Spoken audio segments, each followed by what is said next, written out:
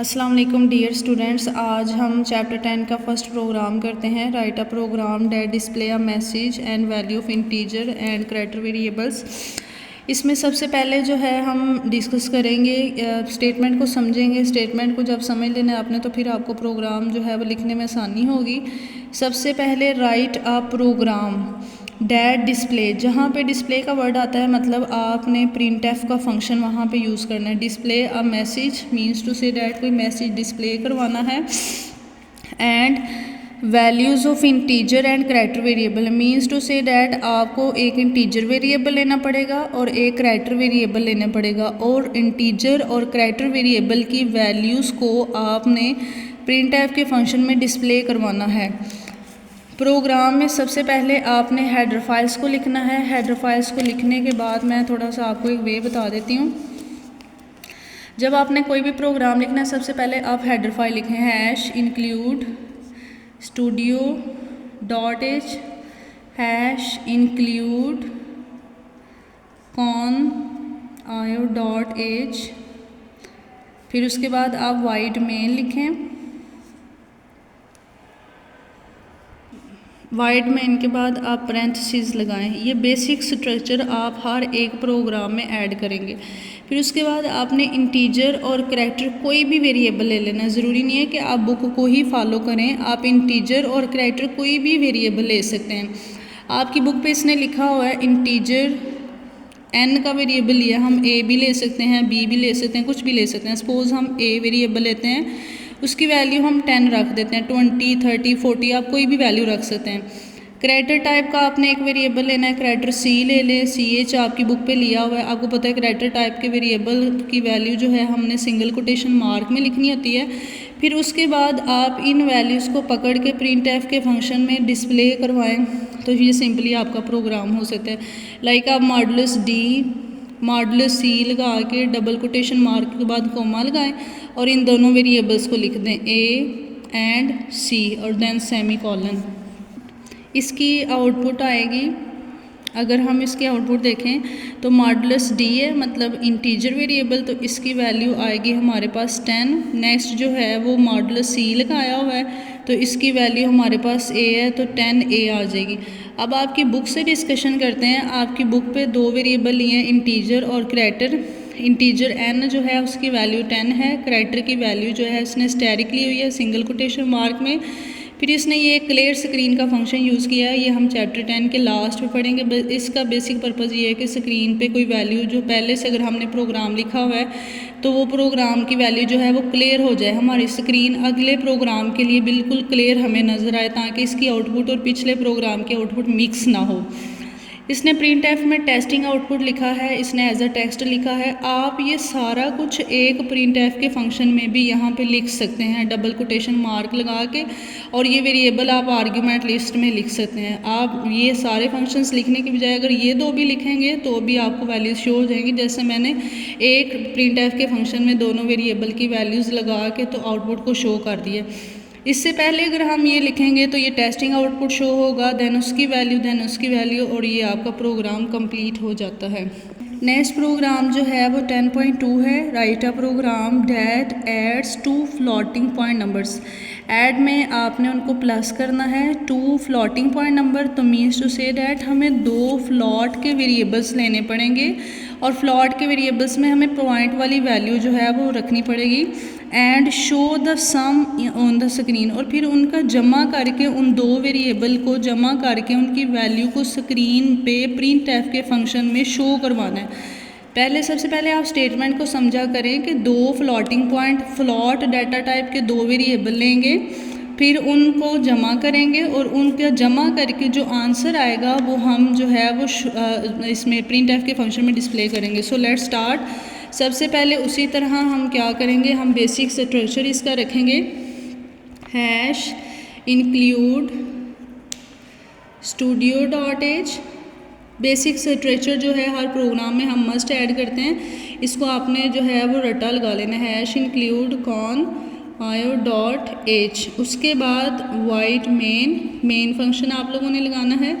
Main function की ये parenthesis लगाई, फिर उसके बाद ये डेलीमीटर्स हमने ऐड किए। अब हमें 2 फ्लोटिंग पॉइंट वेरिएबल्स चाहिए, तो फ्लॉट डाटा टाइप के आप कोई भी वेरिएबल ले लें, फ्लॉट ए ले लें, बी ले लें, और उसके बाद हमने किसी थर्ड वेरिएबल में उनको जमा करना है, ऐड करना है, तो हम सम का वेरिएबल ले सकते हैं कि हम ये दो वेरिएबल में वैल्यू रखवा के तीसरे में जमा कर रहे हैं। अब ए के अंदर हम 20.0 रख लेते हैं, बी के अंदर हम 10.0 रख लेते हैं, और सम के वेरिएबल के अंदर हम a + b कर सकते हैं।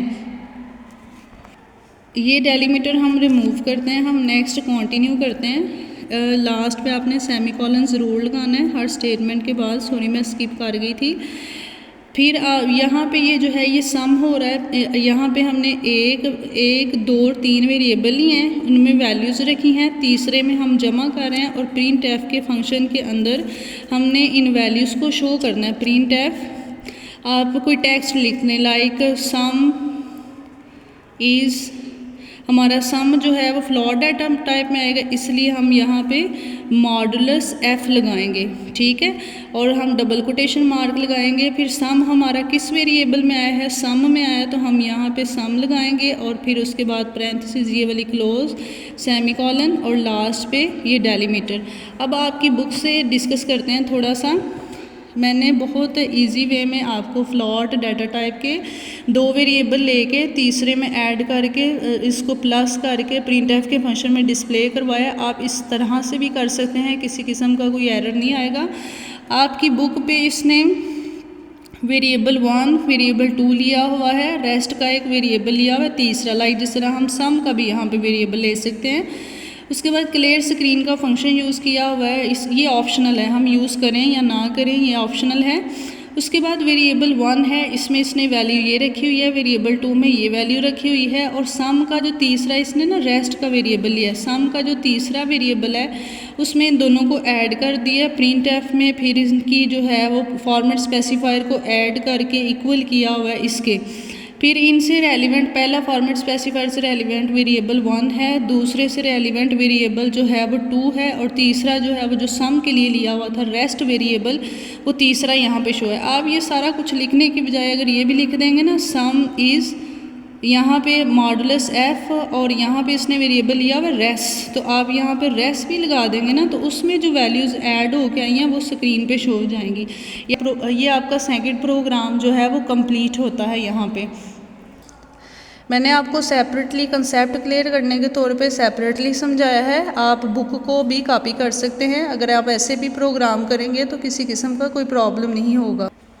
अब हमारा जो है वो थर्ड प्रोग्राम स्टार्ट होता है, जिसमें वो कह रहा है राइट अ प्रोग्राम, एक ऐसा प्रोग्राम लिखें जिसमें आपने कैलकुलेट करना है एरिया ऑफ स्क्वायर, किसी भी स्क्वायर का आपने एरिया कैलकुलेट करना है with given height and width.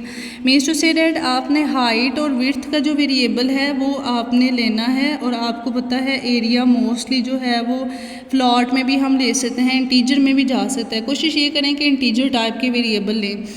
Area का जो फार्मूला होता है उसके मुताबिक हमें हाइट की भी ज़रूरत होती है, विड्थ की भी ज़रूरत होती है, इसलिए एक हाइट का वेरिएबल लेंगे, एक विड्थ का वेरिएबल लेंगे, और उसके मुताबिक एरिया, जिस तरह हमने सम के फंक्शन में 2 वेरिएबल को ऐड किया था ना, इसी तरह हाइट और विड्थ को मल्टीप्लाई करके हम एरिया के वेरिएबल में रख देंगे, इसलिए हम एरिया का भी एक वेरिएबल लेंगे।